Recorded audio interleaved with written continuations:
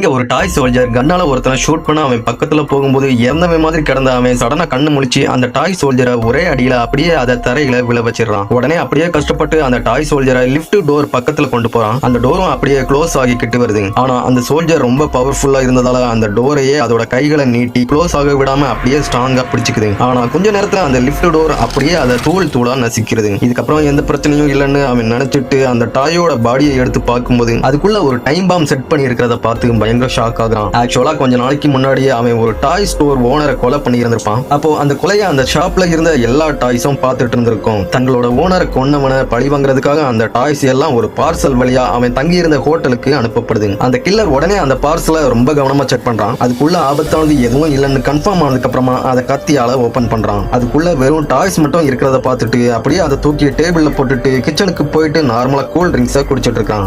அவனுக்கே தெரியாம ஆபத்து அவனை நெருங்கி வந்துட்டு இருக்குது. அப்போ திடீர்னு அந்த டாய்ஸ் இருந்த பாக்ஸ்ல இருந்து ஒரு பயங்கர வெடி சத்தம் கேக்குது. என்னன்னு அவன் பாக்குறதுக்காக போகும்போது அதுக்குள்ள இருந்த டாய்ஸ் எல்லாம் ஆட்டோமேட்டிக்கா காணாம போயிருக்கும். என்னன்னு புரியாம அவன் கன்ஃபியூஸ் ஆகி நிற்கும் போது திடீர்னு அவனோட கால்ல ஒரு பெயின் உண்டாகுது. பார்த்தா ஒரு டாய் அவனை கத்தியால குத்தி இருக்கும். அப்போ சோஃபாவுக்கு கீழே ஏதோ சத்தம் கேட்டு குனிஞ்சு பாக்குறான். அப்போ திடீர்னு உள்ள இருந்து குண்டு மலைகள் அவன் மேல பாய ஆரம்பிக்குது. அதோட பவர் கம்மியா இருந்தாலும் அவனோட கழுத்துல இப்போ காயங்களை உண்டாக்குது. உடனே அவன் உள்ள என்ன இருக்குதுன்னு பார்க்க போகும்போது சடனா அந்த சோல்ஜர் டாய்ஸ் எல்லாம் கண்டினியூஸா அவனை ஷூட் பண்ணிக்கிட்டே இருக்குது. பெரிய பெரிய குண்டுகள் அவனோட பாடியை பயங்கரமா காயப்படுத்துது. வலி தாங்க முடியாம உடனே பயந்து பாத்ரூம் குள்ள போய் ஒழிஞ்சுக்கிறான். உள்ள கண்ணாடியில அவனோட காயங்களை பார்த்து ஷாக் ஆகுறான். உடனே ஒரு சேரை எடுத்து டோர் பக்கத்துல வச்சுட்டு அதுங்க எல்லாம் எங்க இருந்து அட்டாக் பண்ணதுன்னு தெரிஞ்சுக்கிறதுக்காக ஒரு மிரரை அதுல வச்சு வெளியே பாக்குறான். ஆனா அந்த டாய் சோல்ஜர்ஸ் எல்லாம் சேர்ந்து திரும்பவும் ஷூட் பண்ணி அந்த மிரரையே உடைச்சிருது. உலகத்திலேயே ஒரு பெரிய கில்லரா இருந்த அவன் இப்போ சாதாரண டாய்ஸ் கிட்ட மாட்டிக்கிட்டு பயந்து ஒளிஞ்சு அவமானப்படுறதை நினைச்சு அவனுக்கு இப்போ பயங்கரமா கோபம் வருது. அந்த கோபத்தோடயே போயிட்டு அந்த சோல்ஜர்ஸ் எல்லாத்தையும் கண்டுபிடிச்சு அழிக்க முடிவு பண்றான்.